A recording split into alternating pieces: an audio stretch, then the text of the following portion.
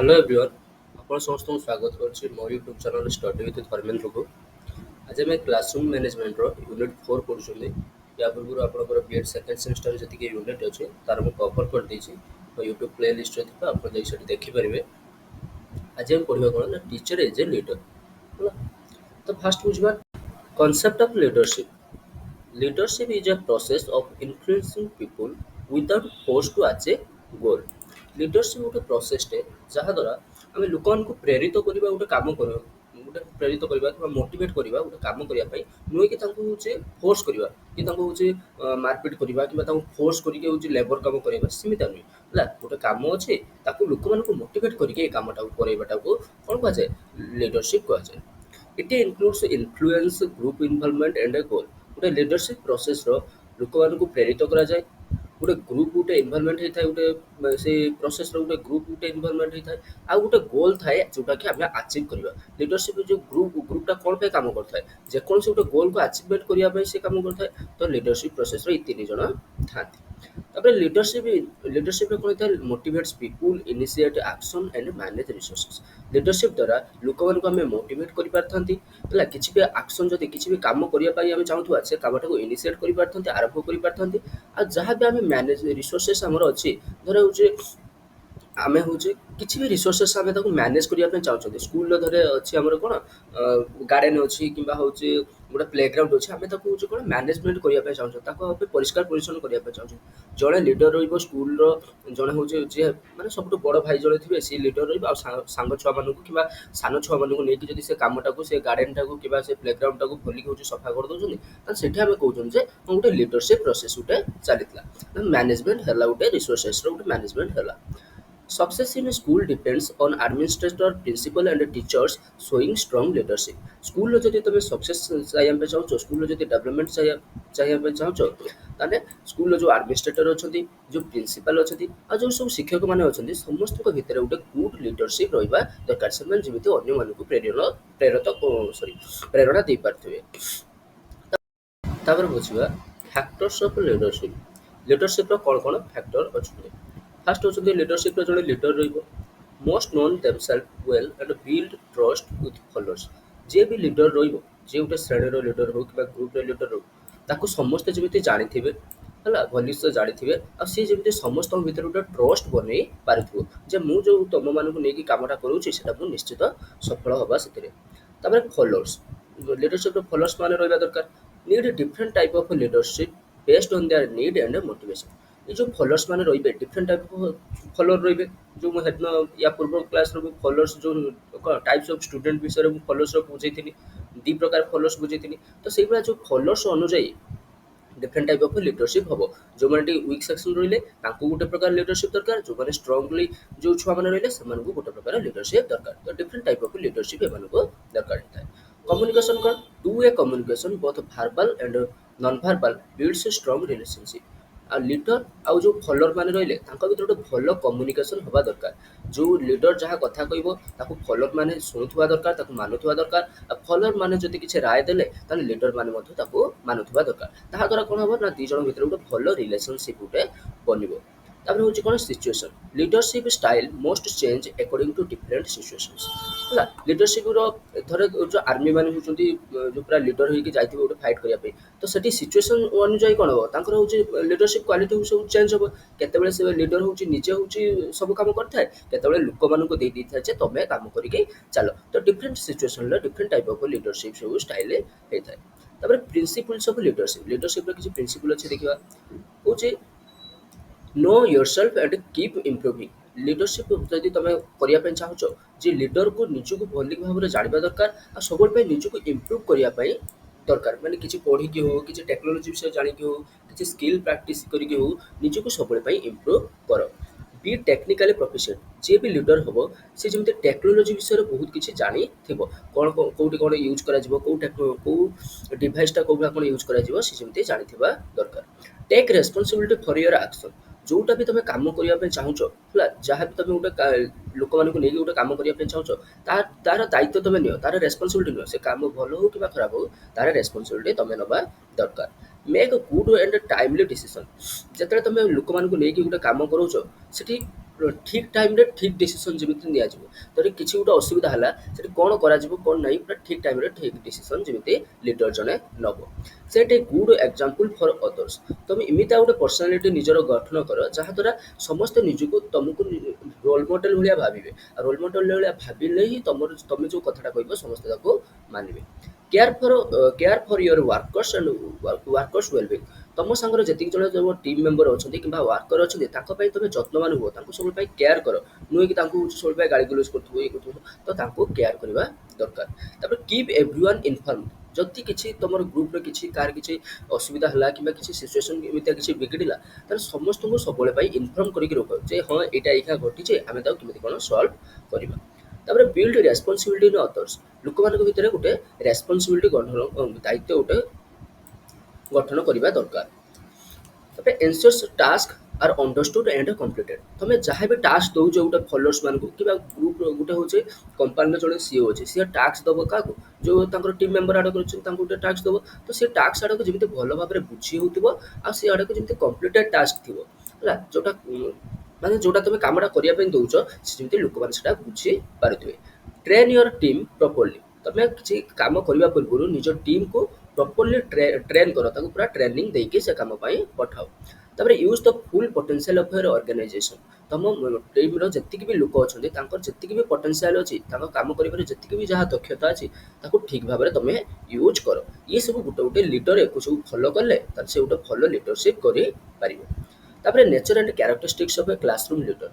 Classroom leader ଆମେ କାହାକୁ mainly କହିଥାନ୍ତି ମନିଟରକୁ କହିଥାନ୍ତି ଆମେ କ୍ଲାସରୁମ୍ ଲିଡର୍। ତ ତାର କ'ଣ କ'ଣ ନେଚର୍ ଆଉ କ୍ୟାରେକ୍ଟରିଷ୍ଟିକ୍ସ ରହିବ। They should encourage sharing ideas and group discussion. ଯୋଉ ଆମର କ୍ଲାସରୁମ୍ ଲିଡର୍ ଯିଏ ରହିଲା ଯିଏ ମନିଟର ଯିଏ ରହିଲା ସେ ଛୁଆମାନଙ୍କୁ ହେଉଛି ଏନକରେଜମେଣ୍ଟ କରିବ ଯାହାର ଛୁଆମାନଙ୍କ କତୁରୁ ଆଇଡ଼ିଆ ନେବ ଆଉ ତାପରେ ଗ୍ରୁପ୍ ଡିସ୍କସନ୍‌ରେ ସେ ପାର୍ଟିସିପେଟ୍ କରିବ। ଧର ସ୍କୁଲ୍‌ରେ ଗୋଟେ ଫଙ୍କସନ୍ ହେଉଛି ତ ସେ ଛୁଆମାନଙ୍କ କତୁରୁ ଆଇଡ଼ିଆ ନେବ କିମ୍ବା ହେଉଛି ଗ୍ରୁପ୍‌ରେ ଗୋଟେ ଡିସ୍କସନ୍ କରିବ କେମିତି କ'ଣ ହେବ। They act as a link between student and teacher. Group ଯୋଉ କ୍ଲାସରୁମ୍ ଯିଏ ଲିଡର୍ ହେବ ସେ ଷ୍ଟୁଡେଣ୍ଟମାନଙ୍କ କଥା ନେଇକି ଟିଚରମାନଙ୍କ କତୁରୁ ଜଣେଇବ ଆଉ ଟିଚରମାନଙ୍କ କଥା ଆଣିକି ଷ୍ଟୁଡେଣ୍ଟମାନଙ୍କ ଭିତରେ ଡିଷ୍ଟ୍ରିବ୍ୟୁଟ୍ କରିବ। ତ leader promotes unity respect and cooperation. ହେଲା ଯିଏ ବି ଲିଡର୍ ରହିବ ସେ ସମସ୍ତଙ୍କ ଭିତରେ ଗୋଟେ ୟୁନିଟି ରଖିବ ଏକତା ରଖିବ ସମସ୍ତଙ୍କୁ ରେସ୍ପେକ୍ଟ ଦେଉଥିବ ଆଉ ଗୋଟେ କୋଅପରେସନ୍ ଭାବରେ ଗୋଟେ କାମଟାକୁ କରୁଥିବ ସମସ୍ତଙ୍କର ଗୋଟେ କାମ ପ୍ରତି ମାନେ କୋଅପରେଟ୍ ଭାବ ରହିଥିବା ଦରକାର। They accept suggestion encourage responsibility and build healthy relationship. ହେଲା ସିଏ ହେଉଛି ଲୋକ ଛୁଆମାନଙ୍କର ସଜେସନ୍‌କୁ ଗ୍ରହଣ କରୁଥିବ ଲୋକମାନଙ୍କୁ ଏନକରେଜମେଣ୍ଟ କରୁଥିବ ଆଉ ଗୋଟେ ହେଲ୍ଦି ରିଲେସନସିପ୍ ବନେଇଥିବ କ୍ଲାସରୁମ୍‌ର ଛୁଆଙ୍କ ଭିତରେ। Good classroom leader have vision confidence act as A role model. ଯିଏ ବି ଗୋଟେ ଭଲ ମନିଟର ହେବା ପାଇଁ ଚାହୁଁଛି କିମ୍ବା କ୍ଲାସରୁମ୍ ଲିଡର୍ ହେବା ପାଇଁ ଚାହୁଁଛି ତାର ଗୋଟେ ଲକ୍ଷ୍ୟ ରହିଥିବା ଦରକାର ଗୋଟେ ଭିଜନ୍ ରହିଥିବା ଦରକାର ଯେ ମୋ କ୍ଲାସରୁମ୍‌ଟା ପୁରା ସାଇଲେଣ୍ଟ ହେବା ଦରକାର ପୁରା ଡିସିପ୍ଲିନ୍ ମେଣ୍ଟେନ୍ ହେଇକି ରହିବା ଦରକାର। କନଫିଡେନ୍ସ ତା ଭିତରେ ଥିବ କିଛି କାମ କରିବାକୁ ହେଲେ ତା ଭିତରେ କନଫିଡେନ୍ସ ଥିବା ଦରକାର। ଆଉ ସମସ୍ତେ ଯେମିତି ତାକୁ ଗୋଟେ ରୋଲ୍ ମଡେଲ୍ ଭାବୁଥିବେ କାରଣ ରୋଲ୍ ମଡେଲ୍ ଭଳିଆ ଭାବୁଥିବେ କାରଣ ସେ ଡିସିପ୍ଲିନ୍ ଗୋଟେ ଫଲୋ କରୁଥିବା ଦରକାର। କ୍ୱାଲିଟିଜ୍ ଅଫ୍ ଏ ଲିଡର୍। ଗୋଟେ ଲିଡର୍‌ର କ'ଣ କ'ଣ କ୍ୱାଲିଟି ରହିବା ଦରକାର। ଲିଡର୍‌ର ଫାର୍ଷ୍ଟ ଗୋଟେ ଭିଜନ୍ ରହିବା ଦରକାର ଗୋଟେ ଲକ୍ଷ୍ୟ ବା ଗୋଟେ ଗୋଲ୍‌କୁ ଆଚିଭମେଣ୍ଟ କରିବାରେ ଗୋଟେ ଭିଜନ୍ ରହିବା ଦରକାର। A leader should have a clear vision for future. Visionary leaders inspire others by sharing their goals and providing direction. ଯିଏ ବି ଲିଡର୍ ହେବ ତାର ଗୋଟେ କ୍ଲିୟର ଲକ୍ଷ୍ୟ ରହିବା ଦରକାର ମୁଁ ଫ୍ୟୁଚର୍‌ରେ ଏଇଆ କରିବି କିମ୍ବା ମୁଁ ଏଇ କାମଟା କରିବା ପାଇଁ ମୋର ଆସିଛି କିମ୍ବା ଚାହିଁବି। ତାପରେ visionary leaders inspire others by sharing their goals and provide. ଯାହା ପାଖରେ କିଛି ଲକ୍ଷ୍ୟ ଥିବ ଯାହାର ଗୋଲ୍‌ଟା ପୁରା କ୍ଲିୟର ଥିବ ତାହେଲେ ସେ ଅନ୍ୟମାନଙ୍କୁ କ'ଣ କରିପାରିବ ଇନ୍ସପାୟାର କରିପାରିବ ନା କିଛି ତା ବିଷୟରେ ଡାଇରେକ୍ସନ୍ ଦେଇପାରିବ। ତାପରେ ପ୍ୟାସନ୍ ମାନେ ସେ କାମ ପ୍ରତି ତାର ଗୋଟେ ଜୁନୁନ୍ ହେବା ଦରକାର ହଁ ମୁଁ ଏ କାମଟା କରିକି ସାରିବି। ତ leaders should be passionate about their work and goals. ହେଲା ତାଙ୍କ କାମ ପ୍ରତି ସେ ପୁରା ହେଉଛି ତାଙ୍କର ଗୋଟେ ଜୁନୁନ୍ ରହିବା ଦରକାର। ତାପରେ ହେଉଛି passion drives dedication inspiring others to follow. ତାଙ୍କ ପାଖରେ ଯଦି ପ୍ୟାସନ୍ ଥିବ ତାହେଲେ ସେ ହେଉଛି ଗୋଟେ ଡେଡିକେସନ୍ ଦେଇପାରିବେ। ହେଉଛି ତମେ ଯେଉଁଭଳି ତମର ଗୋଟେ ପ୍ୟାସନ୍ ଅଛି ଯେ ମୁଁ ହେଉଛି ଗୋଟେ ଗଭର୍ଣ୍ଣମେଣ୍ଟ ଚାକିରି ନେଇକି ହିଁ ଯିବି ତ ତମର ଗୋଟେ ଡେଡିକେସନ୍ ଥିବ ପାଠ ପ୍ରତି ତ ସେଇ କଥା କହୁଛି ଆଉ ଇନ୍ସପାୟାର ଅନ୍ୟମାନଙ୍କୁ ମଧ୍ୟ ଇଏ ମୋଟିଭେଟେଡ୍ କରିଥାନ୍ତି। ତାପରେ ସେଲ୍ଫ ସାକ୍ରିଫାଇସ୍ ଯିଏ ବି ଲିଡର୍ ହେବ ତା ପାଖରେ ସେଲ୍ଫ ସାକ୍ରିଫାଇସ୍ ଗୁଣ ରହିବା ଦରକାର ଯେ କିଛି ବି ତମର ହେଉଛି ଗୋଲ୍‌କୁ ଆଚିଭମେଣ୍ଟ କରିବା ପାଇଁ ଯଦି କିଛି ସାକ୍ରିଫାଇସ୍ କରିବା ପାଇଁ ପଡ଼ୁଛି କିଛି ଯଦି ତ୍ୟାଗ କରିବା ପାଇଁ ପଡ଼ୁଛି ତାହେଲେ ସେ ଏଠି ତ୍ୟାଗ କରିପାରୁଥିବ। Leadership makes a personal sacrifice for greater good of their team and organization. ତାଙ୍କ ଟିମ୍‌ର ଭଲ ପାଇଁ କିମ୍ବା କିଛି ଗୋଟେ ଆଚିଭମେଣ୍ଟ କରିବା ପାଇଁ ସେ ନିଜର ପର୍ସନାଲ୍ ସାକ୍ରିଫାଇସ୍ କରିପାରୁଥିବ। ତାପରେ ତାଙ୍କ ଭିତରେ କନଫିଡେନ୍ସ ଥିବ leaders must believe in them in themselves and their ability जे भी लीडर ହେଇଥିବ ସେ ନିଜ ଉପରେ ତାର ବିଶ୍ୱାସ ଥିବା ଦରକାର ହଁ ମୁଁ ଏ କାମଟା କରିନେବି ତାପରେ confidence helps in decision making and inspires others trust and follow ଯଦି ନିଜ ଭିତରେ କନଫିଡେନ୍ସ ଥିବ ତାହେଲେ ସେ ଗୋଟେ କିଛି ବି ସିଚୁଏସନରେ ଗୋଟେ ନୂଆ ଡିସିସନ ନେଇପାରିବ ଆଉ ଅନ୍ୟମାନଙ୍କୁ ମଧ୍ୟ ମୋଟିଭେଟ୍ କରିପାରିବ ତାପରେ role modeling Leaders act as a set an example through their action, demonstrating values and behavior that inspire others to emulate them. ସେ ଏମିତିଆ କିଛି କାମ କରିବା ଦରକାର ଏମିତିଆ କିଛି ତାର ବିହେଭିଅର ରହିବା ଦରକାର ତାପରେ ତାର ଏମିତିଆ କିଛି ଡିସିପ୍ଲିନ ମେଣ୍ଟେନ କରିବା ଦରକାର ଯାହାଦ୍ୱାରା ଅନ୍ୟମାନେ ଯେଉଁ ଥିବେ ସେ ତାଙ୍କୁ ରୋଲ ମଡେଲ ଭଳିଆ ଭାବୁଥିବେ ଇଏ ଥିଲା କିଛି ହେଉଛି ତମର ହେଉଛି କ୍ୱାଲିଟି ଥିଲା ଗୋଟେ ଲିଡର ତାପରେ ଦେଖିବା ଫଙ୍କସନ ଅଫ ଏ ଲିଡର ଗୋଟେ ଲିଡରର କ'ଣ କ'ଣ ଫଙ୍କସନ ହେଇଥାଏ ସେ ମୋଟିଭେଟ୍ କରୁଥିବା ଦରକାର ଅନ୍ୟମାନଙ୍କୁ ସବୁବେଳେ ପାଇଁ ମୋଟିଭେଟ୍ କରିବା ଦରକାର leader motivates the team for better performance in their making them put the more efforts ଯେଉଁମାନେ ତାଙ୍କ ଟିମ୍ ମେମ୍ବର ମାନେ ରହିଲେ ସବୁବେଳେ ପାଇଁ ତାଙ୍କୁ ମୋଟିଭେଟ୍ କରିବା ଦରକାର ଯାହାଦ୍ୱାରା ସେମାନେ ଭଲରୁ ଭଲ ଆହୁରି କାମ କରିପାରିବେ କନଫିଡେନ୍ସ ବିଲ୍ଡିଂ ଯେଉଁ ଆମେ ରହିଲେ ହେଉଛି ଟିମ୍ ମେମ୍ବର ମାନେ ରହିଲେ ତାଙ୍କ ଭିତରେ ଗୋଟେ କନଫିଡେନ୍ସ ସୃଷ୍ଟି କରିବ leader builds confidence in their team by believing in their ability, offering guidance and create opportunity for success. जो लीडर मैंने रहिले तांको टीम मेंबर भीतर गोटे कॉन्फिडेंस हमर होचे कोन बिल्ड करिवे तांको जो टीम मेंबर माने रहिले ताकर एबिलिटी ऊपर से विश्वास रखिबे तांको किछ ना किछ गाइडेंस देबे आ होचे किछ अपॉर्चुनिटी देबे जहा द्वारा से माने निजको माने सही साब्यस्त करि परिबे तापर होचे कोन ना they avoid threats and coercion and provide constructive feedback जो होचे रहिले तमरा टीम मेंबर माने रहिले समान जति किछ भूल करछन्ती तार हेडे गाली गुलस न करिके तांको होचे फीडबैक देबे ना एटा एभला काम हबनी सेटा एई वे रे काम हबो तापर होचे प्लानिंग जे लीडर रहिबे से गोटे भल प्लान करिकी किबा गोटे क्लियर गोल गोटे सेट करबा दरकार leaders set clear goal and create action plan to achieve them गोटे गोल को अचीवमेंट करबा पाई तांका पाखर गोटे क्लियर गोल गोटे थिबो क्लियर ऑब्जेक्टिव गोटे थिबो planning reduces uncertainty and helps to systematically reach objective जदि तबे कामटा करबा पूर्व गोटे प्लानिंग करिकी से कामटा करूथो धरे मते होची एग्जाम होची आउ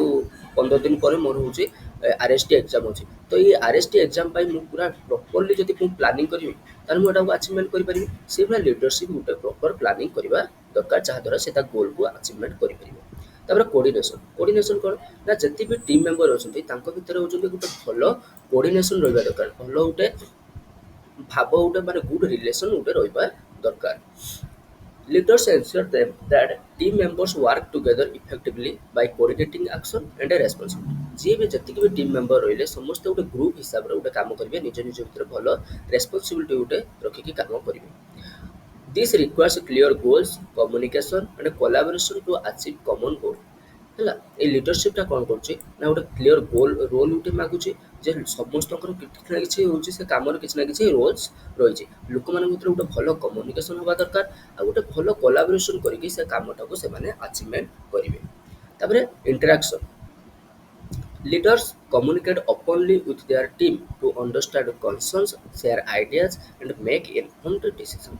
Interaction କ'ଣ ନା ଯେଉଁ ତାଙ୍କର ଟିମ୍ ମେମ୍ବର ମାନେ ରହିଲେ ତାଙ୍କ ସହିତ ସବୁବେଳେ ପାଇଁ କଥାବାର୍ତ୍ତା ହେବା ଦରକାର ତାଙ୍କର ମତ ନେବା ଦରକାର ଓପନଲି ତାଙ୍କ ସାଙ୍ଗର ସବୁବେଳେ ପାଇଁ କଥାବାର୍ତ୍ତା ହେବେ ତାଙ୍କର କିଛି ଯଦି ଲୋକମାନଙ୍କର କିଛି ଆଇଡ଼ିଆ ଅଛି ତାହେଲେ ସେ ଲିଡର ସହିତ ହେଉଛି ମାନେ କ'ଣ ସେୟାର କରିବେ ଆଉ ତାଙ୍କର କିଛି ଡିସିସନ୍ ଯଦି ଲିଡର କିଛି ନେଇଛି ତାହେଲେ ସିଏ ହେଉଛି ଲୋକମାନଙ୍କୁ ଜଣେଇବେ ଯେ ଆମେ ଏଇ ଡିସିସନ୍ଟା ନେଲୁ Interaction helps resolve issue and foster mutual understanding. Interaction जो ଲୋକମାନଙ୍କ ସହିତ interaction କରିବା ଦ୍ୱାରା ଯଦି ଲୋକମାନଙ୍କ ଭିତରେ କିଛି ଇସ୍ୟୁ ଥାଏ କିଛି ବିବାଦ କିଛି ଥାଏ ତାକୁ ହେଉଛି ରିଜଲ୍ଭ ହେଇଯାଏ ତାକୁ ସମାଧାନ ହେଇଯାଏ ଆଉ ତାଙ୍କ ଭିତରେ ଗୋଟେ ଭଲ ଅଣ୍ଡରଷ୍ଟାଣ୍ଡିଂ ଗୋଟେ ଭଲ ବୁଝାମଣା ଗୋଟେ ଗଠନ ହେଇଥାଏ negotiation Leaders negotiate to reach agreement that benefit both parties. ଯଦି ଦିଟା ପାର୍ଟି ଭିତରେ ଗୋଟେ ହେଉଛି ଦି ଜଣ ଲିଡର ଅଛନ୍ତି ତାହେଲେ ଲିଡରର କର୍ତ୍ତବ୍ୟ ଏଇଟା ଯେ ସେମାନେ ନେଗୋସିଏଟ୍ କରିବା ପାଇଁ ସବୁବେଳେ ପାଇଁ ଚେଷ୍ଟା କରିବେ ନୁହେଁ କି ସବୁବେଳେ ପାଇଁ ଯୁଦ୍ଧ କିମ୍ବା ହେଉଛି ମାରପିଟ ଉପରେ ସବୁବେଳେ ମାନେ ନେଗୋସିଏଟ୍ କରିବା ଦ୍ୱାରା ଯଦି ବୋଥ୍ ପାର୍ଟିକୁ ହେଉଛି ଯଦି ବେନିଫିଟ୍ ହେଉଛି ତାହେଲେ ସେଠି ନେଗୋସିଏଟ୍ କରିବା ଦରକାର they focus on mutual needs rather than position ହେଲା ସେ କ'ଣ ନା ନିଜର ପୋଜିସନ୍ କଥା ନ ଭାବିକି ଯେମିତି ବୋଥ୍ ପାର୍ଟିକୁ ଭଲ ବେନିଫିଟ୍ ମିଳିପାରିବ ତା ଉପରେ ସେମାନେ ଭାବିବା ଦରକାର ତାପରେ time management leaders priorities task and use time effectively to achieve goals ତମର ହେଉଛି ଟାଇମ୍ ମ୍ୟାନେଜମେଣ୍ଟ ଯେମିତି ସେ ଭଲ କରିପାରିବ ସେ ଗୋଲ୍ଟାକୁ ଆଚିଭମେଣ୍ଟ କରିବା ପାଇଁ କେଉଁ ଟାଇମ୍ରେ କ'ଣ କରିବା ଦରକାର କେତେ ଟାଇମ୍ କାହାକୁ ଦେବା ଦରକାର ସେ ଯେମିତି କରିପାରୁଥିବ good time management involves planning organising and balancing urgent task. ଯଦି ତୁମେ ଗୁଡ୍ ଟାଇମ୍ ମ୍ୟାନେଜମେଣ୍ଟ କରୁଛ ତାହେଲେ ତୁମ ପାଖରେ ଗୋଟେ ଭଲ ପ୍ଲାନ୍ କରିକି ସେ କାମଟା କରିବା ଦରକାର। ଭଲ ଭାବରେ ତୁମେ ଅର୍ଗାନାଇଜ୍ କରିପାରୁଥିବ, ଯାହା ତୁମେ ପ୍ଲାନିଂ କରିଛ ତାକୁ ଭଲ ଭାବରେ ଅର୍ଗାନାଇଜିଂ କରିପାରୁଥିବ ଦରକାର। ଆଉ ହେଉଛି କ'ଣ ନା ବାଲାନ୍ସିଂ ଅର୍ଜେଣ୍ଟ ଟାସ୍କ। ଯଦି କିଛି ସେଇ ସଡନଲି କିଛି କିଛି ସିଚୁଏସନ୍ ପଳେଇ ଆସିଲା ତାକୁ ଯେମିତି ସେଇ ଟାଇମ୍ ଭିତରେ ତୁମେ ତାକୁ ବାଲାନ୍ସ କରିପାରୁଥିବ। ଧର ଗୋଟେ ସ୍କୁଲ ଫଙ୍କସନ୍ ଅଛି, ସ୍କୁଲ ଫଙ୍କସନ୍ ପୂର୍ବରୁ ଛୁଆମାନେ ଗୋଟେ ପ୍ଲାନିଂ କରିବେ, ଯାହା ବି ପ୍ଲାନ୍ କରିଛନ୍ତି ତାକୁ ହେଉଛି କ'ଣ ଅର୍ଗାନାଇଜ୍ କରିବେ, ତାକୁ ଆପ୍ଲାଏ କରିବେ। ଆଉ ଯଦି କିଛି ତା ଭିତରେ କିଛି ଗୋଟେ ଅର୍ଜେଣ୍ଟ ସିଚୁଏସନ୍ ପଡ଼ିଗଲା ତାହେଲେ ତାକୁ ମଧ୍ୟ ଯଦି ବାଲାନ୍ସ କରିଦେଉଛନ୍ତି ତାକୁ ଆମେ କହିବା କ'ଣ ଗୁଡ୍ ଟାଇମ୍ ମ୍ୟାନେଜମେଣ୍ଟ ଭିତରେ ଯିବ। ତାପରେ ମେଣ୍ଟରିଂ। ମେଣ୍ଟରିଂ କ'ଣ ଅନ୍ୟମାନଙ୍କୁ ପରାମର୍ଶ ଦେବେ। ଯଦି ଅନ୍ୟମାନେ କିଛି ହେଉଛି ଗାଇଡାନ୍ସ ମାଗୁଛନ୍ତି ତାହେଲେ ସେଠି ତାଙ୍କୁ ଗାଇଡ୍ କରିବେ। Leaders guide and support the development of offering advice, encouragement and a resource for growth। ଯେଉଁ ଲୋକମାନେ ରହିଲେ ସେମାନେ ଯଦି କିଛି ଗାଇଡାନ୍ସ ଗୋଟେ ନିଡ୍ କରୁଛନ୍ତି ତାଙ୍କୁ ଗାଇଡାନ୍ସ ଦେବେ, ତାଙ୍କୁ ଆଡଭାଇସ୍ ଅଫର କରିବେ, ହେଲା, ତାଙ୍କୁ ଏନକରେଜମେଣ୍ଟ କରିବେ। ଆଉ ତାଙ୍କର ଯଦି କିଛି ରିସୋର୍ସେସ୍ ଦରକାର, ସେ ଗ୍ରୋଥ୍ କରିବା ପାଇଁ, ନିଜର ଗ୍ରୋଥ୍ ଆଉ ଡେଭଲପମେଣ୍ଟ କରିବା ପାଇଁ କିଛି ଦରକାର କରୁଛନ୍ତି ତାହେଲେ ତାଙ୍କୁ ସେଠି ଦେବେ। ତାପରେ types of leadership. Different type of leadership ଛୁଆ ଅଛି ଦେଖିବା। Leadership styles change based on the leader's personality, group situation and problem। এই তিনিটা ফ্যাক্টর ନେଇକି লিডরশিপ ଷ୍ଟାଇଲ୍ ଆଡ଼କୁ ଚେଞ୍ଜ ହେଇଥାଏ। ଯଦି ଲିଡର କେଉଁ ଲିଡର ଆଡ଼କୁ ପୁରା ଟାଣୁଆ ଲିଡର ଥିବେ, କାହା ସାଙ୍ଗରେ କିଛି କଥା ହେଉଥିବେନି, କିଏ ପୁରା କେଉଁ ଲିଡର ଥିବେ ଯେଉଁ ଟିମ୍ ମେମ୍ବର ସହିତ ପୁରା ମିଶିକି ହେଉଛି କଥା ହେଉଥିବେ, ପୁରା ବନ୍ଧୁତା ଭଳିଆ କଥା ହେଉଥିବେ, ହେଲା। ଗ୍ରୁପ୍ର ଡିଫରେଣ୍ଟ ଟାଇପ୍ ଅଫ୍ ସିଚୁଏସନ୍ ଥିବ। କେତେବେଳେ ହେଉଛି ପୁରା ସବୁ ପୁରା ଯେତିକି ବି ଲୋକ ଅଛନ୍ତି ପୁରା କାମ କରିବା ପାଇଁ ଆକ୍ଟିଭ୍ ଥିବେ, କେତେବେଳେ ଥିବେ ହେଉଛି କେହି କାମ କରିବା ପାଇଁ ଇଚ୍ଛା କରୁଥିବେନି, କେତେବେଳେ କେତେ କାମ କରୁଥିବେ କେତେ କାମ କରୁଥିବେନି। ତ ଗ୍ରୁପ୍ର ସିଚୁଏସନ୍ ଆଉ ପ୍ରୋବ୍ଲେମକୁ ନେଇକି ଡିଫରେଣ୍ଟ ଟାଇପ୍ ଅଫ୍ ଲିଡରସିପ୍ ସବୁ ଥାଏ। ବୁଝିବା 5 ପ୍ରକାର ଲିଡରସିପ୍। ଫାର୍ଷ୍ଟ ହେଉଛି ଡାଇରେକ୍ଟିଭ୍ ଲିଡରସିପ୍। ଏଠି କ'ଣ, ଏଠି ସବୁବେଳେ ପାଇଁ ଯିଏ ବି ଥିବ ସେ ସବୁବେଳେ ପାଇଁ ଡାଇରେକ୍ସନ୍ ଦେଉଥିବ। The leader gives clear instructions, set goals and guide works and enforce standards। ମାନେ କ'ଣ ନା ଏଠି ଯିଏ ଲିଡର ଥିବ ସେ ତାର ଯେଉଁ ଟିମ୍ ମେମ୍ବର ରହିଲା ତାଙ୍କୁ ଗୋଟେ କ୍ଲିୟର ଇନଷ୍ଟ୍ରକ୍ସନ୍ ଦେଉଥିବ ଯେ ଏତିକି ଦିନ ଭିତରେ ମୋର କାମଟା ଦରକାର ବା ଆଜି ଏଇ କାମଟା କରିବା ଦରକାର। ତ ସେ ଗୋଟେ ଗୋଲ୍ ସେଟ୍ କରିଦେଉଥିବ, ଏଇ ଗୋଲ୍ଟାକୁ ଆମର ଆଚିଭମେଣ୍ଟ କରିବାର ଅଛି। ଆଉ ଯେଉଁମାନେ କାମ କରିପାରୁଥିବେନି ତାଙ୍କୁ କାମରେ ଗାଇଡ୍ କରୁଥିବ। ତ ଦ୍ୟାଟ୍ ଇଜ୍ ଡାଇରେକ୍ଟିଭ୍ ଲିଡରସିପ୍। ୟାକୁ ଆଉ କ'ଣ କୁହାଯାଏ, ଅଥରିଟିଆନ୍ ଲିଡରସିପ୍ ମଧ୍ୟ କହିଥାଏ ଡାଇରେକ୍ଟିଭ୍ ଲିଡରସିପ୍। ଆଡଭାଣ୍ଟେଜେସ୍ କ'ଣ ନା ଏଠି provide clear goal and guidance, ହେଲା। ଏଠି ହେଉଛି କ'ଣ ଗୋଟେ ପର୍ଟିକୁଲାର ଗୋଲ୍ ଗୋଟେ ରଖି ଦିଆଯାଇଥାଏ ଯେ ଲୋକମାନେ ଏଣେ ତେଣେ ଯିବେନି, ସେଇ କାମଟାକୁ କରିବା ପାଇଁ ହେଉଛି ସମସ୍ତେ ତତ୍ପର ରହିବେ। ତ ଏଇଟା ଗୋଟେ ଆଡଭାଣ୍ଟେଜେସ୍ ହେଲା, ଲୋକମାନଙ୍କୁ ଗୋଟେ ଭଲ ଗାଇଡାନ୍ସ ଗୋଟେ ମିଳିଥାଏ। ତାପରେ ଏନକରେଜେସ୍ ଟିମ୍ ୱାର୍କ ଆଣ୍ଡ ଫୋକସ୍। ଏଇ ଯେଉଁ ଲିଡରସିପ୍ରେ ଯେଉଁ ରହିଲେ ଯିଏ ଆମର ଲିଡର ରହିଲେ ସେ ଟିମ୍ ୱାର୍କକୁ ଏନକରେଜମେଣ୍ଟ କରିଥିବ ଆଉ କେମିତି ଫୋକସ୍ ଦେଇକି ଆମେ କାମ କରିପାରିବା ତା ପ୍ରତି ସେମାନେ ଏନକରେଜମେଣ୍ଟ କରୁଥିବ। ତାପରେ ଡିସଆଡଭାଣ୍ଟେଜେସ୍ କ'ଣ ରହିବ, can cause conflict and frustration. ଯଦି ସେ ଲିଡରଟା ମାନେ ଆମର ଯେଉଁ ଫଲୋଅର୍ ମାନେ ରହିଲେ କିମ୍ବା ଟିମ୍ ୱାର୍କ ସହିତ ଭଲ ଭାବରେ ମିଶିବନି ତାହେଲେ ଯେଉଁ ଟିମ୍ ମେମ୍ବର ମାନେ କ'ଣ ଭାବିବେ, ସେ ଆସୁଛି ଆମକୁ ଖାଲି ହେଉଛି କ'ଣ ଖାଲି କାମ ଦେଇ ପଳେଇଯାଉଛି। ତ ନିଜ ନିଜ ଭିତରେ କ'ଣ ହେବ, ଫ୍ରଷ୍ଟ୍ରେସନ୍ ଆଉ ଓଭର ୱାର୍କଲୋଡ୍ ଆଉ କନଫ୍ଲିକ୍ଟ ମଧ୍ୟ ସୃଷ୍ଟି ହେବ। Men create favouritism. ଯିଏ ଭଲ କାମ କରିକି ଯିଏ ଶୀଘ୍ର ଶୀଘ୍ର କାମ କରିକି ଦେଇଦେଲା ତାହେଲେ ସିଏ ହେଉଛି ଲିଡରର ବା ଗୋଟେ ଫେଭର ହେଇଯିବ, ମାନେ ଭଲ ଲିଡର ମାନେ ତାକୁ ଅଧିକା ଭଲ ପାଇବେ। ତ ସେଠି ଫେଭରାଇଟିଜମ୍ ମଧ୍ୟ ଏଠାରେ କ୍ରିଏଟ୍ ହେଇପାରିବାର ସମ୍ଭାବନା ଅଛି। ତାପରେ ସପୋର୍ଟିଭ୍ ଲିଡରସିପ୍। ସପୋର୍ଟିଭ୍ ଲିଡରସିପ୍ କ'ଣ ନା the leader builds friendly relationship and care for men's need and wellbeing. ଏଠି ଯେ ଲିଡର ରହିବ ଇଏ ଯେଉଁ ତାର ଯେଉଁ ଲିଡରସିପ୍ ଯେଉଁ ଆମର ରହିଲେ ଫଲୋଅର୍ସ ମାନେ ରହିଲେ କିମ୍ବା ଟିମ୍ ମେମ୍ବର ରହିଲେ ତାଙ୍କ ଭିତରେ ଗୋଟେ ଫ୍ରେଣ୍ଡଲି ରିଲେସନସିପ୍ ଗୋଟେ ବନେଇ ପାରିବେ। ସବୁବେଳେ ପାଇଁ ତାଙ୍କୁ ହେଉଛି ସପୋର୍ଟ ଦେଉଥିବ, ହେଲା। ତାଙ୍କର ଯଦି କିଛି ଟିମ୍ର କିଛି ନିଡ୍ ଅଛି ତାକୁ ସବୁ ଫୁଲଫିଲମେଣ୍ଟ କରିପାରୁଥିବ। Treats all member equally and trust them. ଏଠି ହେଉଛି କ'ଣ କରିବ ନା ସମସ୍ତଙ୍କୁ ଏଠି ହେଉଛି ଇକ୍ୱାଲ୍ ଭାବରେ ଟ୍ରିଟ୍ କରାଯିବ। ଏଠି କେହି ହେଉଛି ଯିଏ କାମ କରିକି ଦେଇଦେଲା ତାକୁ ମୁଁ ଅଧିକା ମାନେ ଭଲ ଭାବିବି, ଯେ କାମ କରିପାରୁନି ତାକୁ କମ୍ ଭାବିବି, ସେମିତିଆ ନୁହେଁ। ସମସ୍ତଙ୍କୁ ଇକ୍ୱାଲି ଏଠି ହେଉଛି ଟ୍ରିଟ୍ କରାଯାଏ ଆଉ ସମସ୍ତଙ୍କ ଭିତରେ ଟ୍ରଷ୍ଟ କରାଯାଏ। ସମସ୍ତଙ୍କୁ ଟ୍ରଷ୍ଟ କରାଯାଏ, ହଁ ସମସ୍ତେ କିଛି ନା କିଛି କାମ ସେମାନେ କରିବେ। Create a positive motivating environment helpful specially in education setting, ହେଲା। ଯେ କ୍ଲାସ୍ରେ ଯେ ମନିଟର ରହିଥିବ ସିଏ ଏଇଭଳିଆ ସପୋର୍ଟିଭ୍ ଲିଡରସିପ୍ ହେବା ଦରକାର। ସେ ଗୋଟେ ପଜିଟିଭ୍ ଆଉ ମୋଟିଭେଟିଂ ଏନଭାରମେଣ୍ଟ କ୍ଲାସରୁମ୍ ଭିତରେ କରିବା ଦରକାର, ଯାହାଦ୍ୱାରା ଗୋଟେ ଆମେ ଗୋଲ୍କୁ ଗୋଟେ ଆଚିଭମେଣ୍ଟ କରିପାରିବ। ତାପରେ ହେଉଛି ପରମିସିଭ୍ ଲିଡରସିପ୍। ପରମିସିଭ୍ ଲିଡରସିପ୍ କ'ଣ ନା the leader gives off authority and leave decision making to subordinate. ଏଠି କ'ଣ କରାଯାଏ ନା ଇଏ ଖାଲି ନାଁକୁ ମାତ୍ର ଲିଡର ରହିବ, ହେଲା। ଯେଉଁଭଳିଆ ଦେଖିବ ଗ୍ରୁପ୍ ତମେ କମ୍ପାନୀର ଜଣେ ଜଣେ ସିଓ ଥିବେ ସେ ଖାଲି ନାଁକୁ ମାତ୍ର ଥିବେ ଆସୁଥିବେ ଡେରିର ଯାଉଥିବେ ଡେରିର। ଏଠି କ'ଣ ନା ଏଠି ଯେଉଁ ଲିଡରସିପ୍ ଯେଉଁ ଯିଏ ଥିବ ସେ ତାର ସବୁ ଅଥରିଟି ଦେଇ ଦେଇଥିବ କାହାକୁ ନା ତାର ଯେଉଁ ଫଲୋଅର୍ ମାନେ ରହିଲେ କିମ୍ବା ଟିମ୍ ମେମ୍ବର ରହିଲେ ତାଙ୍କୁ ଦେଇ ଦେଇଥିବ ଯେ ତମେ ତମ ମନ ଇଚ୍ଛା ଗୋଲ୍ ସେଟ୍ କର ଆଉ ତମେ ତାକୁ ଫୁଲଫିଲମେଣ୍ଟ କରିବା ପାଇଁ ଟ୍ରାଏ କର ହେଲା। Leave decision making to subordinate ତାଙ୍କର ଯେଉଁ ଟିମ୍ ମେମ୍ବର ରହିଲେ ତାଙ୍କୁ ଡିସିସନ୍ ନେବା ପାଇଁ ଛାଡ଼ି ଦେଇଥାନ୍ତି। May show lack of confidence and fear of failure ଯଦି ତମେ ଦେଖ ସ୍କୁଲର ଯେଉଁ ଟିଚର ଅଛନ୍ତି ସେ ଯଦି ଛୁଆମାନଙ୍କୁ କହିଦେବେ ତମ ମନ ଇଚ୍ଛା ତମେ କରିକି ଆଣିବ ହେଉଛି ଏଇ ବିଷୟରେ ତମେ କରିକି ଆଣିବ ତ ଛୁଆମାନେ କରିକି ଆଣିବେ କି ଆଣିବେନି। ସେଇଭଳିଆ ଯଦି ତମେ ଲିଡର ହେଇକି ଯଦି ଆମର ହେଉଛି ଟିମ୍ ମେମ୍ବର ଉପରେ ସବୁ କାମ ଛାଡ଼ିଦେବ ତାହେଲେ ତାଙ୍କର କନଫିଡେନ୍ସ ହେଉଛି ବଢ଼ିବନି ଆଉ ସେମାନେ ସେଇ କାମଟା କରିବା ପାଇଁ ଫେଲୁଅର୍ ମଧ୍ୟ ହେଇଯିବେ। ଫ୍ୟୁ ଡାଇରେକ୍ସନ୍ ଆର୍ ଗିଭେନ୍ ସବର୍ଡିନେଟ୍ ମ୍ୟାନେଜ୍ ଦେମସେଲ୍ଫ ଏଠି ଅଳ୍ପ କିଛି ଡାଇରେକ୍ସନ୍ ଦିଆଯାଏ ଫଲୋଅର୍ ମାନଙ୍କୁ ଯାହାଦ୍ୱାରା ସବର୍ଡିନେଟ୍ ମାନେ ଫଲୋଅର୍ ବା ଟିମ୍ ମେମ୍ବର ହେଲା ସେମାନେ ନିଜକୁ ନିଜେ ମ୍ୟାନେଜ୍ କରିଥାନ୍ତି ତାଙ୍କୁ କେହି ଏଠି ଗାଇଡ଼ କରିଥାନ୍ତି। ତାପରେ ହେଉଛି ଆଚିଭମେଣ୍ଟ ଓରିଏଣ୍ଟେଡ୍ ଲିଡରସିପ୍ ଏଠି ହେଉଛି କ'ଣ ନା ଏଠି ଏଠି କେବଳ ହେଉଛି ଧ୍ୟାନ ଦିଆଯାଏ ଯେ ଆମେ କାମଟାକୁ ଯେତେ ଶୀଘ୍ର ସାରିବା କେମିତି ସେ ଗୋଲ୍ଟାକୁ ଆଚିଭମେଣ୍ଟ କରିବା। ତ leader set A high performance standards and believe in success ଯିଏ ବି ଏଠି ଲିଡର ରହିବ ସେ ଗୋଟେ ହାଇ ପରଫର୍ମାନ୍ସ ଷ୍ଟାଣ୍ଡାର୍ଡ ଗୋଟେ ଗଠନ କରିବ ଯେ ଆମେ ହେଉଛି ଏଇ ଆଜି ଗୋଟେ ଦିନର ଏତେ କାମ ସାରିବା ଯେଉଁଟାକି କେବେ ପସିବୁଲ୍ ନୁହେଁ ଏଠି ପୁରା ଚ୍ୟାଲେଞ୍ଜିଂ କାମ ସବୁ ଦିଆଯିବ ହାଇ ପରଫର୍ମାନ୍ସ ଉପରେ ଏଠି କଥା ଆସିବ। ଆଉ ବିଲିଭ୍ ଇନ୍ ସକ୍ସେସ୍ ସିଏ ଯିଏ ବି ଲିଡର ଥିବ ସେ ଲୋକମାନଙ୍କର ସକ୍ସେସ୍ ଉପରେ ବିଲିଭ୍ କରିଥିବ ହଁ ଲୋକମାନେ ଏଇଟା କରିଦେବେ। ଏଠି ଫିଚର୍ସ କ'ଣ ରହିବ ସେଟ୍ ଚ୍ୟାଲେଞ୍ଜିଂ ଗୋଲ୍ ମୁଁ ଯେଉଁଟା କହିଲି ଯେ ଏଠି ଯେଉଁ କାମଟା କରି ହେଉଥିବନି ଯେଉଁଟା ଅସମ୍ଭବ ସେଇଭଳିଆ ସବୁ କାମ ହେଉଛି ଏଠି ଚ୍ୟାଲେଞ୍ଜିଂ ଗୋଲ୍ ସବୁ ସେଟ୍ କରାଯିବ। ବିଲ୍ଡସ୍ କମ୍ପିଟିସନ୍ ଏମଙ୍ଗ ଟିମ୍ ମେମ୍ବର ଯେଉଁ ଟିମ୍ ମେମ୍ବର ମାନେ ରହିଲେ ତାଙ୍କ ଭିତରେ ଗୋଟେ କମ୍ପିଟିସନ୍ ଏଠି ଗୋଟେ ସୃଷ୍ଟି ହେବ। ତାପରେ ହେଉଛି କ'ଣ ନା best for those who Sikh challenging work and high achievement ଏଇଟା କାହା ପାଇଁ ସବୁଠୁ ଛୁଆ ଭଲ ହେବ ନା ଯେଉଁଠି ଲୋକମାନେ ହେଉଛି ଯେଉଁ ବି ଟିମ୍ ମେମ୍ବର ଥିବେ ସିଏ ଯେତେବେଳେ ପୁରା ହାଇଲି ମୋଟିଭେଟେଡ୍ ଥିବେ କିମ୍ବା ସେମାନେ ଚ୍ୟାଲେଞ୍ଜିଂ କାମ କରିବା ପାଇଁ ପସନ୍ଦ କରୁଥିବେ ଆଉ ହାଇଲି ମାନେ ହାଇ ଆଚିଭମେଣ୍ଟର ଗୋଲ୍ ସେମାନେ ରଖୁଥିବେ ତ ସେତେବେଳେ ଏଇ ଆଚିଭମେଣ୍ଟ ଓରିଏଣ୍ଟେଡ୍ ଲିଡରସିପ୍ଟା ସୁଇଟେବୁଲ୍ ହେବ। ତାପରେ ହେଉଛି ପାର୍ଟିସିପେଟିଭ୍ ଲିଡରସିପ୍ ତ leader involves team member in decision making ଏଠି କ'ଣ କରିଥାଏ ନା ପାର୍ଟିସିପେଟ୍ କରିଥାଏ। ଜଣେ ଯଦି ଲିଡର ଯେଉଁଭଳିଆ ସ୍କୁଲର ହେଉଛି ମନିଟର ଯଦି କିଛି ଫଙ୍କସନ୍ ହେଉଛି ତାହେଲେ ସେ କ'ଣ କରୁଛି ଅନ୍ୟମାନଙ୍କୁ ମଧ୍ୟ ପାର୍ଟିସିପେଟ୍ ସେଟାରେ କରୁଛି ଅନ୍ୟମାନେ କ'ଣ କ'ଣ ହେଉଛି କରିବେ କ'ଣ କ'ଣ ନାହିଁ କିଏ କେଉଁଟାର ଭାଗ ନେବ କ'ଣ କ'ଣ କାହାର କ'ଣ ଆଇଡ଼ିଆ ଅଛି ତ ସେ ସମସ୍ତଙ୍କୁ ପାର୍ଟିସିପେଟ୍ କରିକି ତାଙ୍କର ମାନେ କ'ଣ ଆଇଡ଼ିଆଟାକୁ ସେୟାର କରିକି ନେଇଥାନ୍ତି। ତ ସେଇଟା କଥା କହୁଛି ଏଠି ଯେଉଁ ଲିଡର ଥାନ୍ତି ଇଏ ହେଉଛି ତାଙ୍କ ଟିମ୍ ମେମ୍ବରମାନଙ୍କୁ ଡିସିସନ୍ ମେକିଂରେ ପାର୍ଟିସିପେଟ୍ କରିଥାନ୍ତି।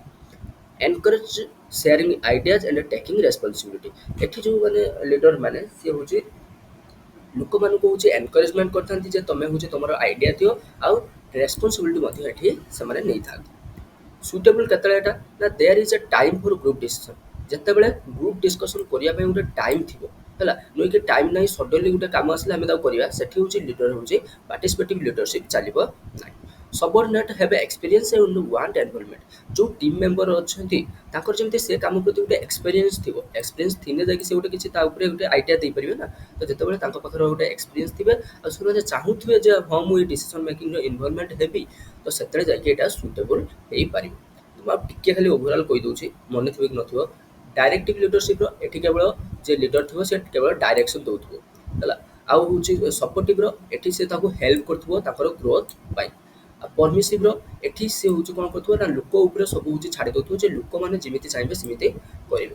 ଆଚିଭମେଣ୍ଟ ଓରିଏଣ୍ଟର ଏଠି ହେଉଛି ପୁରା ହାଇ ଗୋଲ୍ ସବୁ ସେଟ୍ କରାହେଉଥିବ ଯେ ଲୋକମାନେ ପୁରା ଚ୍ୟାଲେଞ୍ଜିଂ ଗୋଲ୍ ସବୁ ସେଟ୍ କରାହେଉଥିବ। ଆଉ ପାର୍ଟିସିପେଟିଭ୍ ଲିଡରସିପ୍ର ଏଠି ଲୋକମାନଙ୍କୁ ତାଙ୍କ କାମ ଯେଉଁ ଲିଡର ଯେତେବେଳେ କିଛି ଡିସିସନ୍ ନେବ ସେତେବେଳେ ଲୋକମାନଙ୍କୁ ଏଠି ପାର୍ଟିସିପେଟ୍ କରୁଥିବ। ତାପରେ ଡେଭଲପିଂ ଅଫ୍ ଲିଡରସିପ୍ ଯେଉଁ ଛୁଆମାନେ ରହିଲେ କିମ୍ବା ୟୁଥ୍ ସବୁ ରହିଲେ ତାଙ୍କ ଭିତରେ ଆମେ ଲିଡରସିପ୍ କ୍ୱାଲିଟି କେମିତି ଡେଭଲପମେଣ୍ଟ କରିବା। Leadership skills in 14 to 19 years old need guidance from parent and caring adults। ये जो लीडरशिप आड़क 14 ରୁ 19 ବର୍ଷର ଯେଉଁ ଛୁଆମାନେ ରହିଲେ ସେମାନେ ଲିଡରସିପ୍ ଯେଉଁ ସ୍କିଲ୍ ଅଛି ତାକୁ କାହା କତରୁ ଶିଖିବେ ନା ପ୍ୟାରେଣ୍ଟ ମାନଙ୍କ କତରୁ ହଉ କିମ୍ବା ସ୍କୁଲର ଯେଉଁ ଟିଚର ମାନେ ରହିଲେ କିମ୍ବା କିଛି ବଡ଼ ଲୋକମାନଙ୍କ କତରୁ ଶିଖିବେ। କେମିତି କ'ଣ ଶିଖିବେ good youth leadership program follow 5 କି ପ୍ରିନ୍ସିପଲ୍ ହେଲା ଏ ଯେଉଁ ଲିଡରସିପ୍ ଶିଖାଇବାର ତାର 5ଟା ପ୍ରିନ୍ସିପଲ୍ ଅଛି। ଫାର୍ଷ୍ଟ ତାଙ୍କୁ କ'ଣ ଶିଖେଇବ କିଛି ସ୍ପେସିଫିକ୍ ସ୍କିଲ୍ ଶିଖେଇବ Program should teach leadership skill like communication, teamwork and project management. କେମିତି ସେମାନେ ତାଙ୍କ ଟିମ୍ ଭିତରେ କମ୍ୟୁନିକେସନ୍ କରିବେ, ତାଙ୍କ ଟିମ୍ ମେମ୍ବର ସହିତ କେମିତି ସେମାନେ କମ୍ୟୁନିକେସନ୍ କରିବେ, ହେଲା କେମିତି ଆମ ଟିମ୍ ହେଇକି ସେମାନେ କେମିତି କାମ କରିବେ, ଆଉ ପ୍ରୋଜେକ୍ଟଟାକୁ କେମିତି ସେମାନେ ମ୍ୟାନେଜମେଣ୍ଟ କରିବେ, ଯାହା ବି କିଛି ତାଙ୍କୁ କାମ ଦିଆଯିବ ତାକୁ କେମିତି ଠିକ୍ ଭାବରେ ମ୍ୟାନେଜମେଣ୍ଟ କରିବେ, ଏ ସବୁ ସ୍କିଲ୍ ତାଙ୍କୁ ଫାର୍ଷ୍ଟ ଶିଖାଯିବ। ତାପରେ use experiential learning. Youth should have real leadership experiencing like leading small project. ତାଙ୍କୁ ହେଉଛି ଖାଲି ପଢ଼େଇ ଦେଲେ ହେବନି, ତାଙ୍କୁ ଛୋଟ ଛୋଟ କାମ ଦେବା ଦରକାର। ଯେଉଁ ଛୋଟ ଛୋଟ ଛୁଆମାନେ ରହିଲେ ତାଙ୍କୁ ସ୍ମଲ୍ ପ୍ରୋଜେକ୍ଟ ଦେବା ଦରକାର, ଯାହାଦ୍ୱାରା ତାଙ୍କୁ ଗୋଟେ ଏକ୍ସପିରିଏନ୍ସ ଆସିବ ଲିଡରସିପ୍ର। ତାପରେ encourage team work and partnership.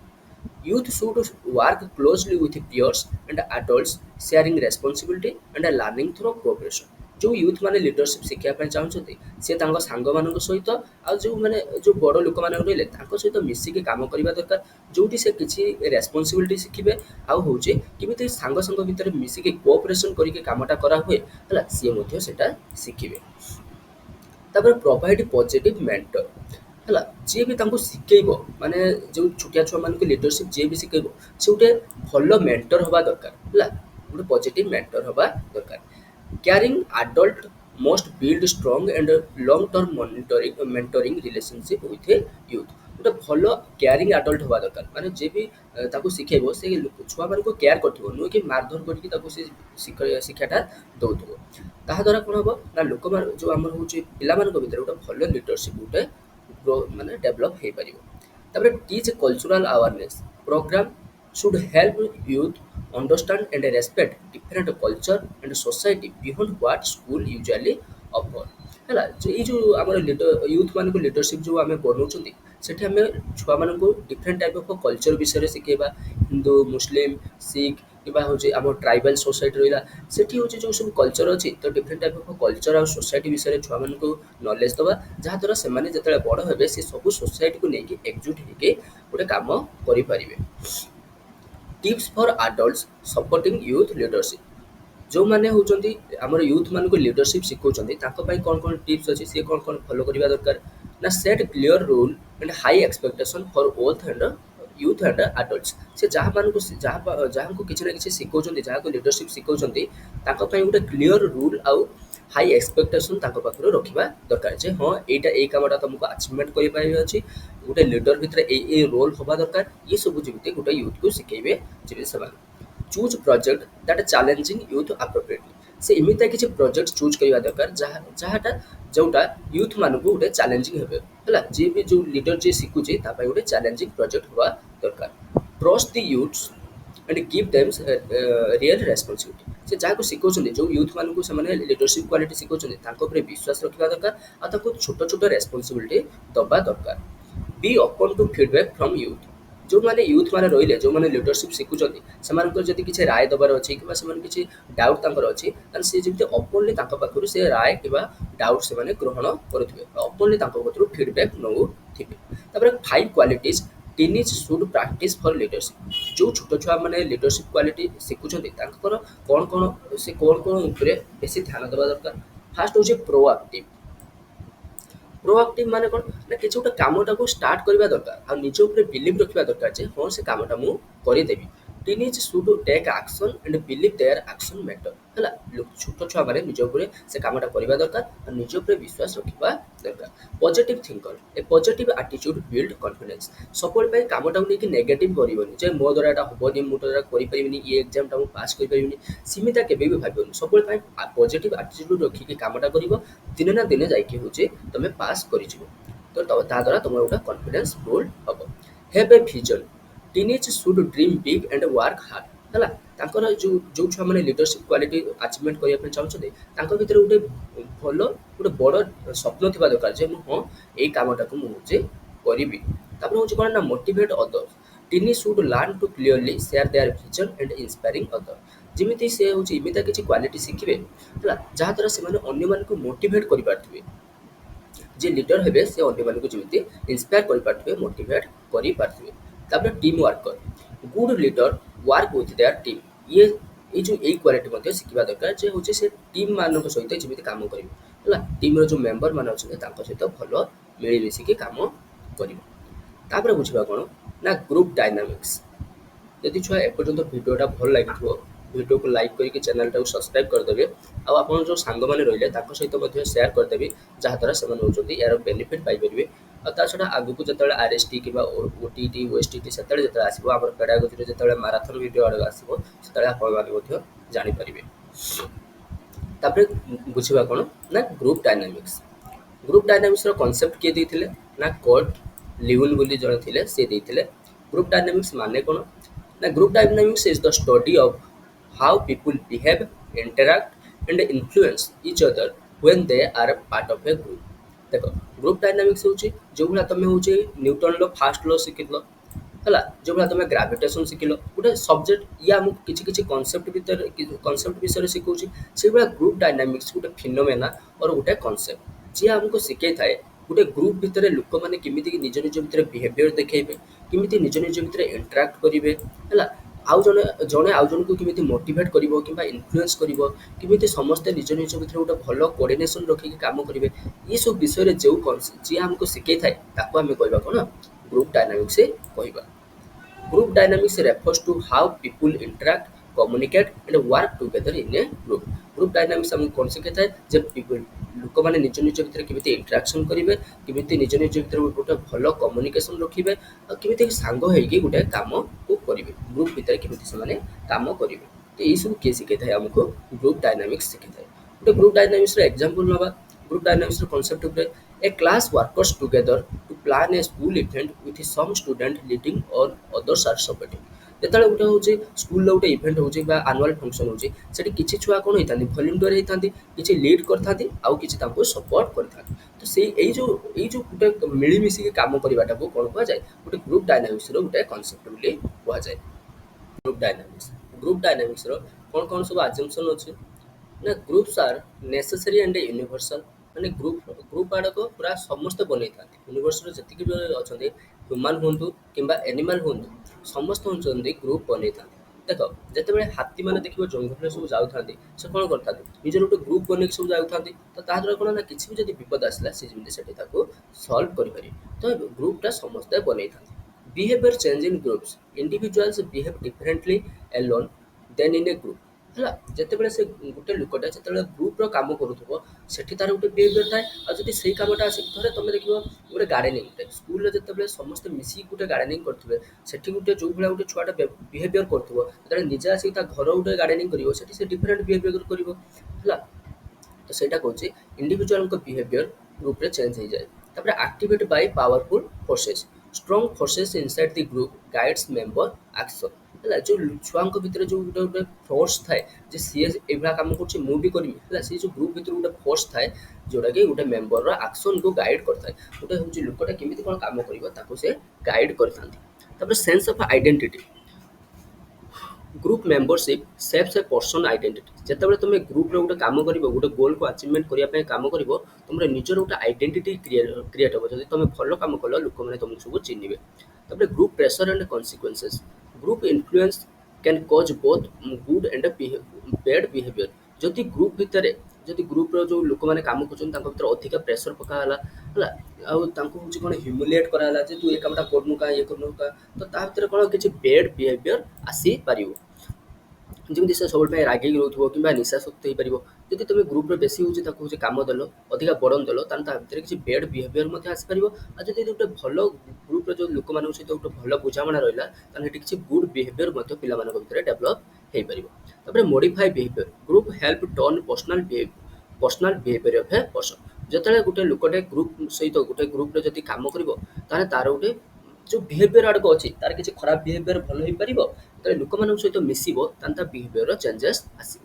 ତାପରେ leaders role effective group dynamics need a leader with positive ଆଟିଚ୍ୟୁଡ୍ ଯଦି ତୁମେ ଏଇ ଗ୍ରୁପ୍ ଡାଇନାମିକ୍ସର ଯେଉଁ କନସେପ୍ଟଟା ଅଛି ତାକୁ ଯଦି ତୁମେ ଇଫେକ୍ଟିଭଲି ମାନେ ଚଳିବା ପାଇଁ ଚାହୁଁଛ ଗ୍ରୁପ୍ ଡାଇନାମିକ୍ସ ଯାହା ଯାହା କହୁଛି ତାକୁ ଯଦି ଇଫେକ୍ଟିଭଲି ମାନିବା ପାଇଁ ଚାହୁଁଛ ତାହେଲେ ସେଠି ଗୋଟେ ଭଲ ଲିଡର ଗୋଟେ ରହିବା ଦରକାର ଯାହାର ସବୁ କାମ ପ୍ରତି ଗୋଟେ ପଜିଟିଭ୍ ଆଟିଚ୍ୟୁଡ୍ ରହିବ। ତାପରେ dynamics of school age A group ହେଲା ସ୍କୁଲ ଗୋଟେ ଗ୍ରୁପ୍ ଭଳିଆ କ'ଣ କାମ କରିବ school age A group provide a social environment where teachers guide students toward good behavior, tradition and value school ଯଦି ଗୋଟେ ଗ୍ରୁପ୍ ହେଇକି କାମ କରିବ, ସିଏ ଗୋଟେ ଏନଭାୟରମେଣ୍ଟ ଏମିତି ଗୋଟେ ଏନଭାୟରମେଣ୍ଟ ବନେଇବ ଯୋଉଠି ଟିଚର ଆଉ ଷ୍ଟୁଡେଣ୍ଟ ଭିତରେ ଗୋଟେ ଭଲ ରିଲେସନ ରହିବ, ଆଉ ଟିଚର ମାନେ ଷ୍ଟୁଡେଣ୍ଟ ମାନଙ୍କର ବିହେଭିୟରକୁ ଯେମିତି ସୁଧାରି ପାରୁଥିବେ, ଆଉ ଭଲ ଗୋଟେ ଟ୍ରାଡିସନ ଆଉ ଭ୍ୟାଲୁ ଏସବୁ ଭିତରେ ଯେମିତି ଷ୍ଟୁଡେଣ୍ଟ ମାନଙ୍କ ଭିତରେ ବିଲ୍ଡ କରିପାରୁଥିବେ। ତାପରେ dynamics of classroom age A group ହେଲା, ଯେତେବେଳେ ଗୋଟେ କ୍ଲାସରୁମଟା ଗ୍ରୁପ ହେଇକି କାମ କରିବ, କ୍ଲାସରୁମରେ ଯେତିକି ଛୁଆମାନେ ରହିଲେ ଯେତେବେଳେ ଗୋଟେ ଗ୍ରୁପ ହେଇକି କାମ କରିବ, ସେଠି କ'ଣ କ'ଣ ସବୁ ହବ ନା classroom are structured social group with unity and organisation. କ୍ଲାସରୁମଟା ଗୋଟେ ସୋସିଆଲ ଗ୍ରୁପ, ଏଠି ଡିଫରେଣ୍ଟ ଟାଇପ୍ ଅଫ୍ ସୋସାଇଟିରୁ ଛୁଆ ଆସିକି ପାଠ ପଢ଼ିଥାନ୍ତି, ଆଉ ସମସ୍ତଙ୍କ ଭିତରେ ଗୋଟେ ଏକତା ରହିଥାଏ। ତ ସେଇ କଥା କହୁଛି। ତାପରେ ଏ ଯେଉଁ ଗ୍ରୁପ ଡାଇନାମିକ୍ସ କ'ଣ କହୁଛି ନା they aims to teach students and teachers to work together for good group welfare। Group dynamics both ପିଲାମାନଙ୍କୁ ଆଉ ସାର୍ମାନଙ୍କୁ ଶିଖେଇଥାଏ ଯେମିତି କେମିତି ସେମାନେ ଗୋଟେ ସାଙ୍ଗରେ ମିଶିକି ଗୋଟେ କାମ କରିବେ, ଯାହାଦ୍ୱାରା ଗ୍ରୁପ୍ର ହେଉଛି ଭଲ ହେଇପାରିବ। Build responsibility in students for other wellbeing ହେଲା, ଯେଉଁ ଷ୍ଟୁଡେଣ୍ଟ ମାନେ ରହିଲେ ତାଙ୍କ ଭିତରେ କିଛି ଦାୟିତ୍ୱ ରଖିବ, ଦାୟିତ୍ୱ ରେସ୍ପନ୍ସିବିଲିଟି ଗଠନ କରିବ, ଯାହାଦ୍ୱାରା ସେମାନେ ଅନ୍ୟମାନଙ୍କୁ ହେଉଛି ସାହାଯ୍ୟ ସହଯୋଗ କରିପାରୁଥିବେ। ତାପରେ reduce teacher student formality. Group dynamics କହିଥାଏ ଯେ ଟିଚର ଆଉ ଷ୍ଟୁଡେଣ୍ଟ ଭିତରେ ବେଶୀ ଫର୍ମାଲିଟି ରହିବା ଦରକାର ନୁହେଁ, ସମସ୍ତେ ଫ୍ରେଣ୍ଡଲି ହେଇକି କାମଟା କରିବା ଦରକାର। Build leadership among students. ଯେଉଁ ଷ୍ଟୁଡେଣ୍ଟ ମାନେ ରହିଲେ ତାଙ୍କ ଭିତରେ ଗ୍ରୁପ ଡାଇନାମିକ୍ସ କ'ଣ କରିଥାଏ ନା ହେଉଛି କିଛି ଲିଡରସିପ୍ ହେଉଛି କ୍ୱାଲିଟି ହେଉଛି ଗଠନ କରିଥାଏ। ତାପରେ ଏଜୁକେସନାଲ ଇମ୍ପ୍ଲିମେଣ୍ଟେସନ୍। ଗ୍ରୁପ ଡାଇନାମିକ୍ସର ଏଜୁକେସନ ଇମ୍ପ୍ଲିମେଣ୍ଟେସନ୍ କ'ଣ ଅଛି ନା encourage democratic behaviour and social skill among students. Group dynamics ଯେଉଁ ଷ୍ଟୁଡେଣ୍ଟ ମାନେ ରହିଲେ ତାଙ୍କ ଭିତରେ ଗୋଟେ ଡେମୋକ୍ରାଟିକ୍ ବିହେଭିୟର ଗୋଟେ ଗଠନ କରିଥାଏ। ଡେମୋକ୍ରାଟିକ୍ ମାନେ ପରସ୍ପର ଭିତରେ ଗୋଟେ ଭଲ ବୁଝାବଣା, କେହି ଏଠି ହେଉଛି ନିଜକୁ ହିରୋ ବୋଲି ଭାବିବେନି, ମାନେ ନିଜେ ହେଉଛି ମୁଁ ସବୁ ଯାହା କରିବି, ମୁଁ ଯାହା କହିବି ପୁରା ରୁଲ୍ସ, ମାନେ କ'ଣ କ୍ଲାସରୁମ୍ର ସମସ୍ତେ ସେୟା ମାନିବେ ସେମିତି ନୁହେଁ, ସମସ୍ତେ ନିଜ ନିଜର ମତ ଦେଇକି ଗୋଟେ ଭଲ ଡେମୋକ୍ରାଟିକ୍ ବିହେଭିୟର ଗୋଟେ ଗଠନ କରିବେ। ଆଉ କିଛି ସୋସିଆଲ ସ୍କିଲ୍ ମଧ୍ୟ ଶିଖେଇଥାଏ, ଯେଉଁଭଳିଆ ଟିମ୍ ୱାର୍କ, କମ୍ୟୁନିକେସନ୍ ବା କିଛି ସୋସିଆଲ ସ୍କିଲ୍ ମଧ୍ୟ ପିଲାମାନଙ୍କୁ ଶିଖେଇଥାଏ। Prevent conflicts and solve common problem together ହେଲା, ଯେଉଁ କ୍ଲାସରୁମ୍ ଭିତରେ ଯାହା ଯାହା କନଫ୍ଲିକ୍ଟ ଅଛି, ଯଦି କିଛି ହେଉଛି ବିବାଦ ହେଉଛି, ତାକୁ କେମିତି ଆମେ ହେଉଛନ୍ତି ପ୍ରୋବ୍ଲେମଟାକୁ ସଲ୍ଭ କରିବା, ତାକୁ ମଧ୍ୟ ଶିଖେଇଥାଏ। Support effective teaching learning. କେମିତି ଭଲ ଟିଚିଂ ଲର୍ଣ୍ଣିଂ ହେଇପାରିବ, କେମିତି ଛୁଆମାନେ ଭଲ ପାଠ ପଢ଼ିପାରିବେ, ତାକୁ ସେ ସପୋର୍ଟ କରିଥାଏ। ତାପରେ ଟିଚର ମାନଙ୍କ ପାଇଁ କ'ଣ କ'ଣ ହେଉଛି ଗ୍ରୁପ ଡାଇନାମିକ୍ସ, କ'ଣ କ'ଣ ଏଜୁକେସନାଲ ଇମ୍ପ୍ଲିମେସନ୍ ଅଛି ନା act as a guide, facilitator and friend. Teacher ମାନଙ୍କୁ କହିଥାଏ ଯେ ଟିଚର ମାନେ ଯେମିତି ଛୁଆମାନଙ୍କ ପାଇଁ ଗୋଟେ ଗାଇଡାନ୍ସ ଦେବେ, ଆଉ ଗୋଟେ ଭଲ ଫ୍ରେଣ୍ଡ ହେଇକି, ଗୋଟେ ଭଲ ହେଲ୍ପର ହେଇକି ଯେମିତି ଛୁଆମାନଙ୍କୁ କାମ କରିବେ, ଆଉ ଛୁଆମାନଙ୍କର ଗୋଟେ ଭଲ ଫ୍ରେଣ୍ଡ ହେଇପାରିବେ। Apply a psychologically approach to student issue. ଯେଉଁ ଷ୍ଟୁଡେଣ୍ଟ ମାନଙ୍କର ଯଦି କିଛି ଇସ୍ୟୁ ଅଛି, ଯଦି ଷ୍ଟୁଡେଣ୍ଟ ଭିତରେ କିଛି କନଫ୍ଲିକ୍ଟ ହେଇଛି କିମ୍ବା ଛୁଆଙ୍କ ଭିତରେ କିଛି ପାଟିଗଣ୍ଡ ହେଇଛି, ତାକୁ ସାଇକୋଲୋଜିକାଲି ଆପ୍ରୋଚରେ ତୁମେ ହେଉଛି ତାକୁ ସଲ୍ଭ କର, ନୁହେଁ କି ଛୁଆମାନଙ୍କୁ ମାରପିଟା କର, ତାକୁ ସେ କଥାଟାକୁ ଭୁଲିକି ବୁଝାବଣା କରିକି ତାକୁ ସଲ୍ଭ କର। Promote group work throw the classroom and outdoor activities ହେଲା, କ୍ଲାସରୁମ୍ ଭିତରେ କିମ୍ବା ହେଉଛି କ୍ଲାସରୁମ୍ ବାହାରେ ସବୁବେଳେ ପାଇଁ ଗ୍ରୁପ ୱାର୍କକୁ ତୁମେ ପ୍ରମୋଟ କର, ଛୁଆମାନେ ଯେମିତି ଗ୍ରୁପ ହେଇକି କାମଟା କରିବେ। ଇଏ ଥିଲା ଛୁଆ ପୁରା ହେଉଛି ଗ୍ରୁପ ଡାଇନାମିକ୍ସ। ଗ୍ରୁପ ଡାଇନାମିକ୍ସ ତୁମ ଛୁଆ ଲଙ୍ଗ କ୍ୱେଶ୍ଚନ୍ ଆସିପାରିବ, ନହେଲେ ସର୍ଟ ନୋଟ୍ ଆସିବ, ବହୁତ ଇମ୍ପୋର୍ଟାଣ୍ଟ ଏଟା। ତାପରେ ବୁଝିବା କ'ଣ ନା ରୋଲ୍ସ ଫର୍ ଟିଚର ଲିଡର। ଯଦି ସ୍କୁଲର ଜଣେ ଟିଚର ଯଦି ଲିଡର, ଗୋଟେ ଭଲ ଲିଡର ହେଇପାରୁଛନ୍ତି ବା ଲିଡର ହିସାବରେ ହେବା ପାଇଁ ଚାହୁଁଛନ୍ତି, ତାଙ୍କର କ'ଣ କ'ଣ ରୁଲ୍ସ ହେବା ଦରକାର। ଫାର୍ଷ୍ଟ ହେଉଛି resource provider. shares instructional materials, website, lesson plan and assessment tool with colleagues। ଯେଉଁ ଯେଉଁ ବି ଲିଡର ରହିଲେ, ଯେଉଁମାନେ ମାନେ କ'ଣ ଭଲ ଲିଡର ହେବା ପାଇଁ ଚାହୁଁଛନ୍ତି ଯେଉଁ ଟିଚର, ସିଏ ତାଙ୍କର ମାନେ ଯେଉଁ ସାଙ୍ଗସାଥି କିମ୍ବା ତାଙ୍କ କଲିଗ୍ସ ଯେଉଁ ରହିଲେ, ତାଙ୍କ ସହିତ କ'ଣ ଯଦି ସେ କିଛି ନୂଆ ୱେବସାଇଟ୍ ବିଷୟରେ ଜାଣିଛନ୍ତି ତାକୁ ସେୟାର କରିବେ, ଯଦି କିଛି ନୂଆ ଇନଷ୍ଟ୍ରକ୍ସନାଲ ମେଟେରିଆଲ ଯେଉଁଭଳିଆ କିଛି TLM ସେ ଗଠନ କରୁଛନ୍ତି ତାଙ୍କୁ ମଧ୍ୟ ତାଙ୍କ ସହିତ ସେୟାର କରିବେ। ଲେସନ୍ ପ୍ଲାନ୍ ତାଙ୍କ କଲିଗ୍ସ ମାନଙ୍କ ସହିତ ସେୟାର କରିବେ। ଆଉ ଯଦି କିଛି ଟେଷ୍ଟ କରିବା ପାଇଁ ଚାହୁଁଛନ୍ତି ଛୁଆମାନଙ୍କୁ, କେଉଁ ଭଳିଆ କ'ଣ ଟେଷ୍ଟ ହେବ, ନୂଆ କିଛି ଫର୍ମାଟ୍ ଡେଭଲପ୍ କରୁଛନ୍ତି, ତାକୁ ମଧ୍ୟ ତାଙ୍କ କଲିଗ୍ସ ମାନଙ୍କ ସହିତ ସେୟାର କରିବେ। That is resource provider. ତାପରେ instructional specialist help colleagues implement effective teaching strategy and instructional method. ତାଙ୍କର ଯେଉଁ କଲିଗ୍ସ ମାନେ ରହିଲେ ତାଙ୍କୁ ହେଲ୍ପ କରିବେ, ଯାହାଦ୍ୱାରା ସେମାନେ ଗୋଟେ ଭଲ ଟିଚିଂ ଷ୍ଟ୍ରାଟେଜି ଗୋଟେ ମାନେ କ'ଣ କ୍ଲାସରୁମ୍ ଭିତରେ ବନେଇ ପାରିବେ। ଧର ଛୁଆମାନେ ଭଲ ତାଙ୍କର ଗୋଟେ କ୍ଲାସ୍ର ଯେଉଁ ଦିଦିମାନଙ୍କ କିମ୍ବା ସାର୍ମାନଙ୍କର ଛୁଆମାନେ ଶୁଣି ପାରୁନାହାନ୍ତି, ତାହେଲେ ଯିଏ ବି ସ୍କୁଲର ଲିଡର ହେଇଥିବ ସିଏ ତାଙ୍କୁ ବୁଝେଇବ ଯେ ହଁ ଏଇ ମେଥଡ଼ରେ ତୁମେ ପାଠ ପଢ଼ାଅ, ତାଦ୍ୱାରା ପିଲାମାନେ ଭଲକି ମୋଟିଭେଟେଡ୍ ହେବେ। ତାପରେ bring English teacher to help science teacher improve students lab report writing. Example କ'ଣ ନା ଇଂଲିଶ ଟିଚରକୁ ଆମେ ସାଇନ୍ସର ଯେଉଁ ଲ୍ୟାବ୍କୁ ଆଣିବା, ଯାହାଦ୍ୱାରା ଛୁଆମାନେ ଯେତେବେଳେ ଲ୍ୟାବ୍ର ଯେଉଁ ଡକୁମେଣ୍ଟ ଆଡ଼କୁ ଲେଖୁଛନ୍ତି ତାଙ୍କର ବହୁତ କିଛି ଗ୍ରାମାଟିକାଲି ଖରାପ ରହୁଛି କିମ୍ବା ହ୍ୟାଣ୍ଡ ରାଇଟିଂ ଠିକ୍ ଭାବରେ ହୋଇପାରୁନି, ତାଦ୍ୱାରା ଇଂଲିଶ ଟିଚର ଜଣେ ଆସିକି ତାଙ୍କୁ ଯଦି ଗାଇଡ଼ କରିବ, ତାହେଲେ ତାଙ୍କର ଭଲ ହ୍ୟାଣ୍ଡ ରାଇଟିଂ ହେବ। ତାପରେ curriculum specialist leads teacher in understanding and using curriculum standards effectively. ଯିଏ ବି ମାନେ ହେଉଛି ଲିଡର ରହିବ ସେ ଟିଚର ମାନଙ୍କୁ ଭଲ ଭାବରେ ବୁଝେଇ ପାରୁଥିବ ଯେ ଆମେ ଆମ କରିକୁଲମରେ ଆମେ କେମିତି କ'ଣ ହେଉଛି ସବୁ ଡିଫରେଣ୍ଟ ଟାଇପ୍ ଅଫ୍ ମାନେ ଜିନିଷ ସବୁ ଏଡ୍ କରିବା, କେମିତି ଆମେ ଷ୍ଟୋରି ଟେଲିଂ ହଉ କିମ୍ବା ଛୁଆମାନଙ୍କୁ କେମିତି କ'ଣ କମ୍ପ୍ୟୁଟର ଶିଖେଇବା, ଏ ଡିଫରେଣ୍ଟ ଟାଇପ୍ ଅଫ୍ ମେଥଡ଼ ଯେମିତି ଆମେ କେମିତି ୟୁଜ୍ କରିବା ସେ ସବୁକୁ କଲିଗ ମାନଙ୍କୁ ସେ ଶିଖେଇ ପାରୁଥିବ। ତାପରେ classroom supporter works directly in classroom by demonstrating lessons co teaching and keep feedback. Classroom ଭିତରେ କ'ଣ କରୁଥିବ ନା ହେଉଛି କିଛି ଲେସନ୍ ମାନେ ଯେଉଁ ଅଛନ୍ତି କିମ୍ବା ପାଠ ପଢ଼ାକୁ ସେ ଭଲ ଭାବରେ ଡେମନଷ୍ଟ୍ରେଟ୍ କରିପାରୁଥିବ ହେଲା। ସାର୍ ମିଶିକି କୋ ଟିଚିଂ କରୁଥିବେ ହେଲା, ଦୁଇ ଜଣ ସାର୍ ମିଶିକି ଗୋଟେ ଡେମନଷ୍ଟ୍ରେଟ୍ କରୁଥିବେ ଆଉ ତାପରେ ଫିଡବ୍ୟାକ୍ ମଧ୍ୟ ଦେଇପାରୁଥିବେ। ତାପରେ learning facilitator organising professional learning opportunity for teacher ହେଲା। ଯେଉଁ ଟିଚର ମାନେ ନୂଆ ନୂଆ ସ୍କୁଲକୁ ଆସିଛନ୍ତି ତାଙ୍କୁ କିଛି ଲର୍ଣ୍ଣିଂ ଦରକାର ବା ତାଙ୍କୁ କିଛି ଟ୍ରେନିଂ ଦରକାର, ତା ପାଇଁ ମଧ୍ୟ ସେମାନେ ଯେମିତି ଅର୍ଗାନାଇଜ୍ କରିପାରୁଥିବେ। Lead commits to create a relevant professional development programme based on student learning needs ହେଲା। ଯିଏ ବି ତାଙ୍କର କମିଟି ରହିଲା କିମ୍ବା ତାଙ୍କର ସ୍କୁଲର ଯେଉଁ ପ୍ରିନ୍ସିପାଲ କିମ୍ବା ଆଡମିନିଷ୍ଟ୍ରେଟର ରହିଲେ ତାଙ୍କ ସହିତ ବୁଝାମଣା କରିକି ଗୋଟେ ପ୍ରଫେସନାଲ ଡେଭଲପମେଣ୍ଟ ପ୍ରୋଗ୍ରାମ ଗଠନ କରିବେ, ଯାହାଦ୍ୱାରା ଯେଉଁ ନୂଆ ସାର୍ ମାନେ ଆସୁଛନ୍ତି ନିଜକୁ ଭଲ କେମିତି କରିପାରିବେ। ତାପରେ mentor supports and advise new teachers about teaching practice curriculum and school culture. ଯେଉଁ ଟିଚର ମାନେ ରହିଲେ ଯେଉଁମାନେ ଲିଡର ଟିଚର ମାନେ ସେମାନେ ଯେଉଁ ନୂଆ ସ୍କୁଲକୁ ଯେଉଁ ଟିଚର ମାନେ ଆସୁଛନ୍ତି ତାଙ୍କୁ ଶିଖେଇବେ କେମିତି ଛୁଆମାନଙ୍କୁ ପାଠ ପଢ଼େଇବେ, କେମିତି କରିକୁଲମଟାକୁ ବହୁତ ଭଲ ଭାବରେ କରିକୁଲମ ବିଷୟରେ ଶିଖେଇବେ, ଆଉ ସ୍କୁଲର କ'ଣ କ'ଣ କଲଚର ଅଛି, କ'ଣ ରୁଲ୍ ରେଗୁଲେସନ୍ ଅଛି ସେସବୁ ବିଷୟରେ ତାଙ୍କୁ ଶିଖେଇବେ। ତାପରେ ସ୍କୁଲ ଲିଡର କ'ଣ ନା support school initiatives represent the school in the community ହେଲା। ସ୍କୁଲକୁ ଯେମିତି ଭଲ ଭାବରେ ସେମାନେ ଇଏ କରିପାରୁଥିବେ। ଥରେ ସ୍କୁଲର କିଛି ହେଉଛି ପ୍ଲାନିଂ କରୁଛି, ସ୍କୁଲ ପ୍ଲାନିଂ କରୁଛି ଯେ ଆମର ଆନୁଆଲ୍ ଫଙ୍କସନ୍ ହେବ, ତ ସେଇ ଯେଉଁ ଆନୁଆଲ୍ ଫଙ୍କସନ୍କୁ କେମିତି ଲିଡ୍ କରିକି ନେଇକି ଯାଇପାରିବ, କେମିତି ଭଲ ଭାବରେ ହେଇପାରିବ, ତ ସେଇଟା ହେଉଛି ଯେମିତି କିଏ ସ୍କୁଲର ଯିଏ ହେଉଛି ଲିଡର ଅଛନ୍ତି, ଯେ ଲିଡର ଟିଚର ଅଛନ୍ତି ସେ ଯେମିତି ସେଇଟା କରିପାରୁଥିବେ। ତାପରେ ଯେଉଁ data coach guides teacher to analyze student data and use it plan better instruction. ଯେଉଁ ଟିଚର ମାନେ ରହିଲେ ସେମାନେ ଷ୍ଟୁଡେଣ୍ଟଙ୍କ ଡାଟାକୁ କେମିତି ଆମେ ଆନାଲାଇଜ୍ କରିବା, ଷ୍ଟୁଡେଣ୍ଟ ମାନେ ଏକ୍ଜାମରେ ଭଲ କଲେ କିମ୍ବା ଖରାପ କଲେ ତାକୁ କେମିତି କ'ଣ ଆନାଲାଇଜ୍ କରିବା ଆଉ ତା ଉପରେ କେମିତି ଗୋଟେ ଭଲ ପ୍ଲାନିଂ କରିପାରିବା, ସେ ସବୁ ଆଡ଼କ ଆମର ଯେଉଁ ଟିଚର ମାନଙ୍କୁ ଗାଇଡ୍ କରିବେ। ତାପରେ catalyst for change challenges the traditional method and encourage others to seek better ways to improve student learning। ଯେଉଁଭଳିଆ ହେଉଛି initiating conversation about fairness and equity in the student treatment. ଦେଖ ସ୍କୁଲରେ ଯେଉଁ ଆଗରୁ ଯେଉଁ ଟ୍ରାଡିସନାଲ ମେଥଡ଼ ଆଡ଼କୁ ଚାଲୁଥିଲା, ଯେଉଁଭଳିଆ ଆମେ କ'ଣ ଆମେ ଖାଲି କହୁଥିଲେ ଛୁଆମାନେ ଶୁଣୁଥିଲେ, କିମ୍ବା ଆଗରୁ ହେଉଛି ଥିଲା କ'ଣ ବାଛ ବିଚାର ଥିଲା କିମ୍ବା ହେଉଛି ଭେଦ ବିବାଦ ଥିଲା, ଏ ସବୁକୁ ଆମେ ଚ୍ୟାଲେଞ୍ଜ କରିବେ ସିଏ ହେଲା। ତାକୁ ଯେମିତି ସ୍କୁଲରୁ କେମିତି ହଟେଇ ଦିଆଯିବ ଆଉ ଅଦର୍ସ ମାନଙ୍କୁ ଯେଉଁ ଅଦର କଲିଗ୍ସ ମାନଙ୍କୁ ରହିଲେ ତାଙ୍କୁ ହେଉଛି ଏନକରେଜମେଣ୍ଟ କରିବ ଯେ ଆମେ ଟ୍ରାଡିସନାଲ ମେଥଡ଼କୁ ହଟେଇ ଦେଇକି ଛୁଆମାନଙ୍କର ଯେମିତି ଇମ୍ପ୍ରୁଭମେଣ୍ଟ କରିପାରିବା। ଦେଖିବା କ'ଣ ଲାର୍ନର models lifelong learning and openness to trying new method। Example କ'ଣ ନା regularly experimenting with new classroom strategy and sharing experience with the colleagues. ମାନେ କ'ଣ ଇଏ ସବୁବେଳେ ପାଇଁ ଗୋଟେ ଲାର୍ନର ଭଳିଆ ଯିଏ ବି ଗୋଟେ ଲିଡର ଥିବେ ସେ ସବୁବେଳେ ପାଇଁ କିଛି ନା କିଛି ନୂଆ ନୂଆ କଥା ସବୁ ଲାର୍ନ କରୁଥିବେ ହେଲା। ସେ ଜୀବନ ସାରା କିଛି ନା କିଛି ସବୁ ରିସର୍ଚ୍ଚ କରୁଥିବେ ଆଉ ହେଉଛି ନୂଆ ନୂଆ ମେଥଡ଼କୁ କେମିତି ସେମାନେ ସ୍କୁଲରେ କେମିତି କିମ୍ବା କ୍ଲାସରୁମ୍ ଭିତରେ କେମିତି କ'ଣ ଇଣ୍ଟ୍ରୋଡ୍ୟୁସ୍ କରିବେ ସେସବୁ ବିଷୟରେ ସେମାନେ ଯେମିତି ସେସବୁ ବିଷୟରେ ସେମାନେ ଲାର୍ନ କରୁଥିବେ। ଯେଉଁଭଳିଆ କିଛି ନୂଆ ନୂଆ ମେଥଡ଼ ସବୁ ହେଉଛି ଯଦି କ୍ଲାସରୁମ୍ ଷ୍ଟ୍ରାଟେଜି କିଛି ନୂଆ ଡେଭଲପମେଣ୍ଟ କଲେ ତାହେଲେ ସେ ତାଙ୍କ କଲିଗ୍ସ ସହିତ ସେୟାର କରିବେ। ଏସବୁ ଥିଲା ହେଉଛି ଗୋଟେ କ୍ଲାସରୁମ୍ରେ ଯଦି ସ୍କୁଲର ଜଣେ ଟିଚର ଯଦି ଲିଡରସିପ୍ ମେଣ୍ଟେନ୍ କରୁଛନ୍ତି ହେଲା, ଲିଡର ଯଦି କରୁଛନ୍ତି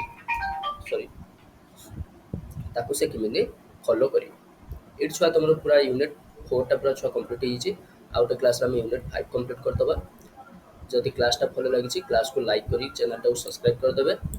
ଆଉ ଯଦି ମୋ କ୍ଲାସ୍ର ଯେଉଁ ଲେନ୍ଥଟା ଯଦି ହେଉଛି ମାନେ ମୋ ସ୍ପିଡ଼୍ଟା ଯଦି ଛୁଆ ବେଶୀ ହେଉଛି ତାକୁ ତୁମେ ୟୁଟ୍ୟୁବ୍ ପ୍ଲେବ୍ୟାକ୍ ସ୍ପିଡ଼୍ରେ ତାକୁ ମ୍ୟାନେଜ୍ କରିପାରିବ। Thank you for watching my video till the end. ଜୟ ଜଗନ୍ନାଥ।